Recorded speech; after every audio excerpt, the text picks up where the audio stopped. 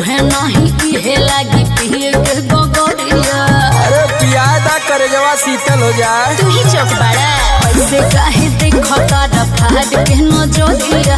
मुहे नहीं इहे लागी पिए के गगरिया। सुना कि बाटे उमर कमर लचकनिया, कि बाटे उमर कमर लचकनिया, जब खींचे